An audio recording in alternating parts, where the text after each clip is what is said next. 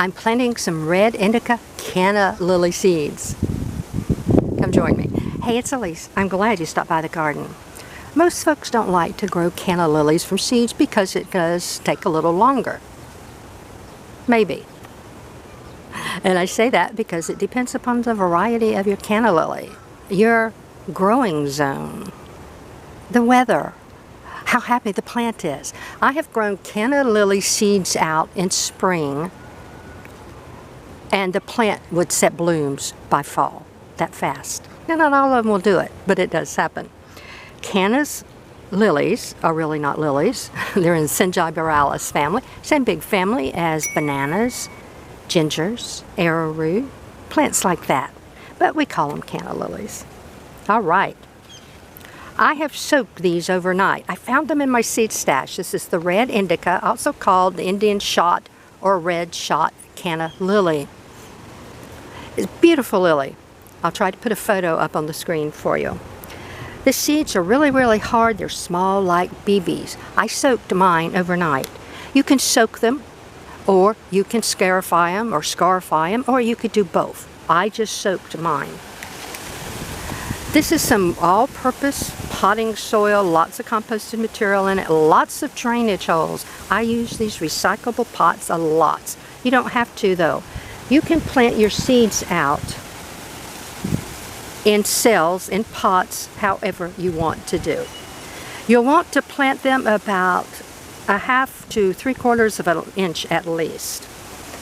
So I'm just going to drop these down in.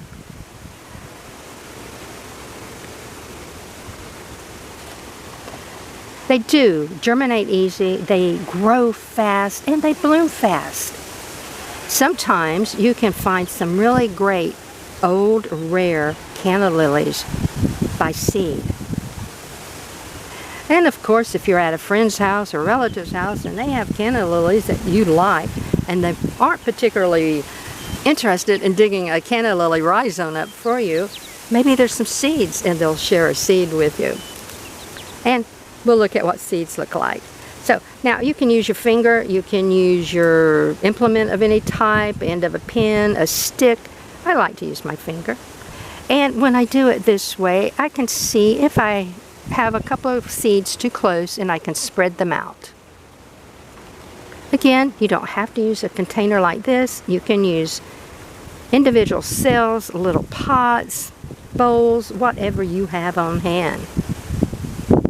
I think I got them all. If you don't want to press them down like this, you can come back with a little soil and just backfill. Now, I'm just going to go in and cover them up a little bit. If I miss any, I'll go back and press them in.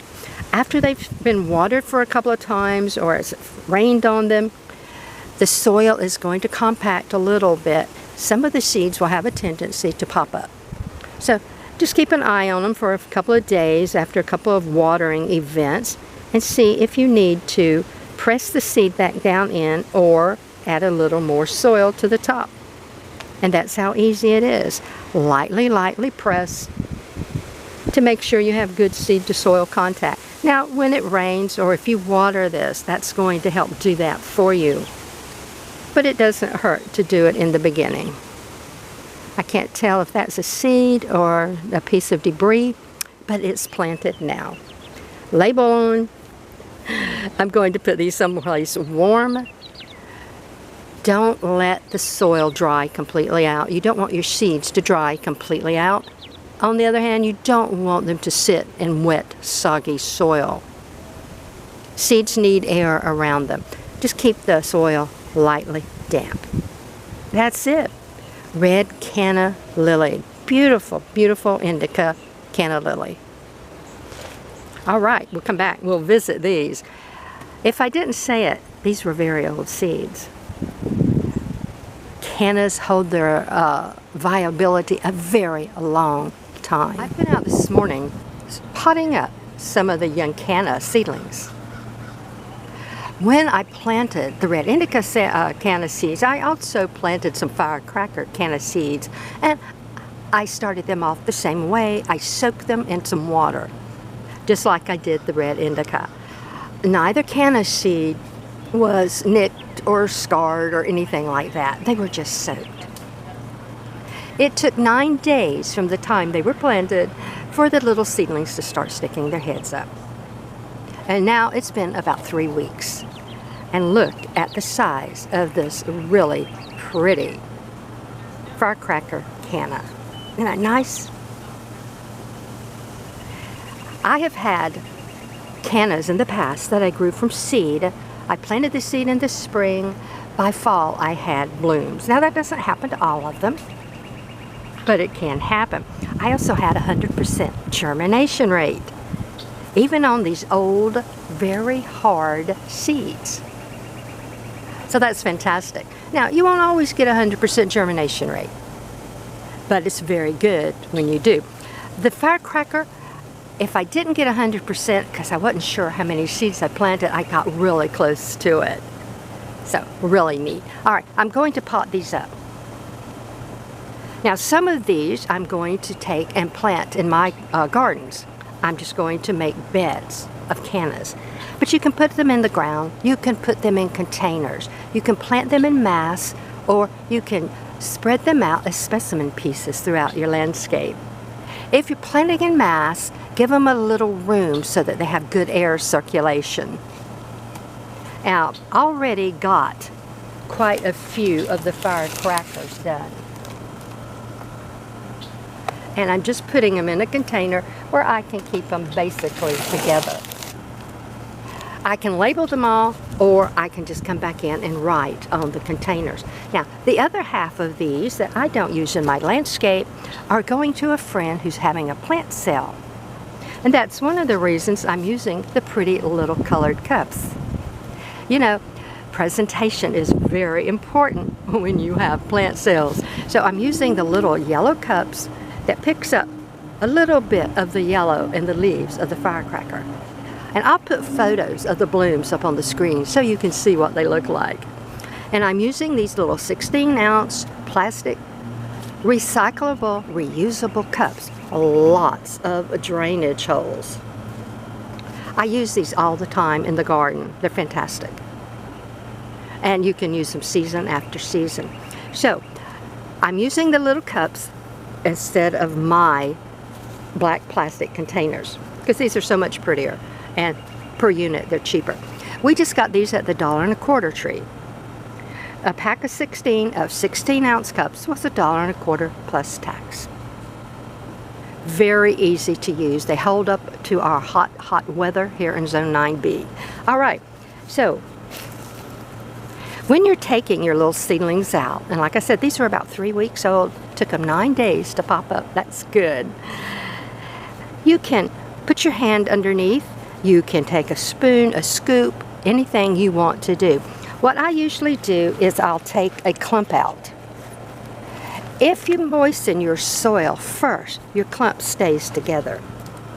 And then you have this nice little clump that you can work on and kind of make like an assembly line. And that's what I do sometimes. I went through, I took all my cups, I drilled all of my holes in my cups. Sometimes I'll even go ahead and fill the cups with soil. Now, I'm not filling these completely with soil, and I just dumped out lots of potting soil on the back here to make my life easier, so I don't have to bend up and down and bend up and down. And that way, all I have to do is take a clump, still with the wet soil on it, and snug it in. Less disturbance for the roots. Backfill a little bit.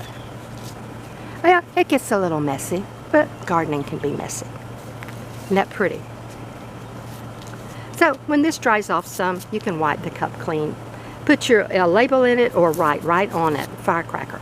Now, since half of these are going in my yard, I'm not going to write a label or write on the cup because I know what the firecracker canna is. The ones I'm giving to my friend to put in the plant sales, I am going to write firecracker canna on each container. Isn't that nice? 16 ounces, it gives you lots of roots, room for your roots. And let's look at the roots of one of these. Really a nice little root system. Beautiful little seedling. this is happy, it's going to grow 2, 3, even 4 feet this season and give me blooms in the fall. Even here in Zone 9B, which we're really hot, have a long growing season, cannas will go dormant. And when cannas go dormant, what they do is they lose all of their foliage. The foliage will die back. It turns brown. It gets all shriveled. And if you're new to cannas, you might think there's something wrong with your plant, but there's not. That is the natural cycle of cannas. Now, we do not dig our rhizomes up. If you've got them in the ground, just try to remember where they are if you aren't going to dig them up. If you've got them in containers, you can just go ahead and put a label on your container. That way you'll know where they're at. And you know what rhizome is in what container. Because everything on the top of that container will be gone. You'll just have a container of soil. And I don't know about you, but I can't always remember what is in what container. So that's all. Just go through, snug them in. Isn't that pretty? And they look really nice in these yellow cups. And you can get these cups in all different colors. Don't use the translucent ones though. They don't hold up. Anyway, they don't hold up for me in our heat. They might hold up for you. And they might hold up for houseplant seedlings. But out here, they don't hold up good.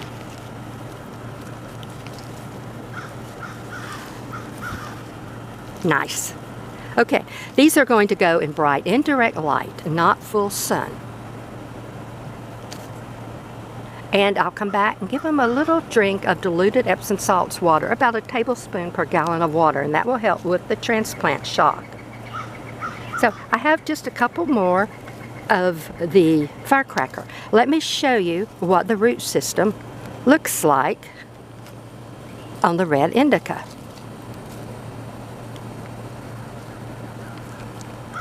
Nice little root system.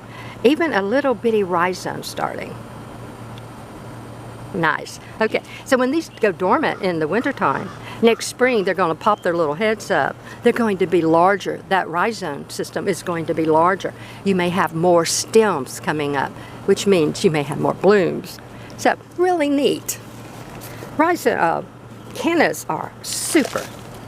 Fairly disease and pest resistant. They do get what is called canna rust, where you'll get some rusty looking spots on the leaves.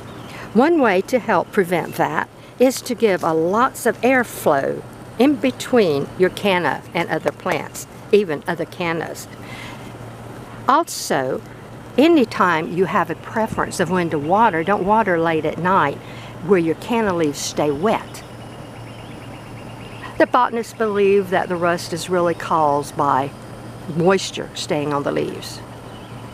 So that's just a couple of tips. Give them room for lots of air circulation.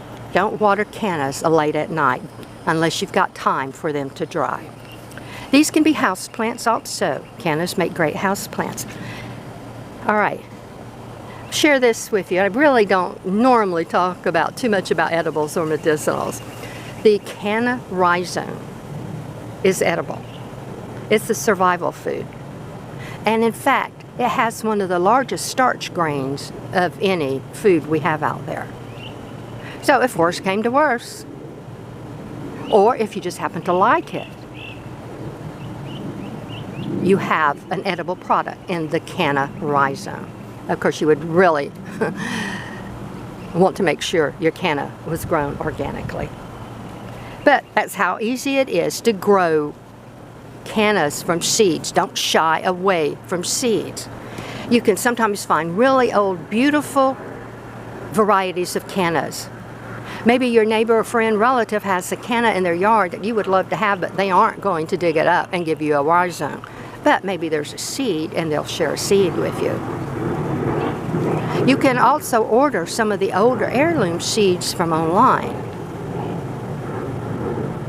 So there's different options here. Don't be afraid to grow cannas from seed. You'll be very happy. I know I always have been. Going to finish up now and put these in direct light, like I said, give them some water. In a week I'll come back, I'll start giving them some diluted green teas. The green teas that we make here. I'm very, very happy with the germination rate and how these little beauties look. Plant something like this in your yard. Don't be afraid. Till we speak again, have a fantastic day.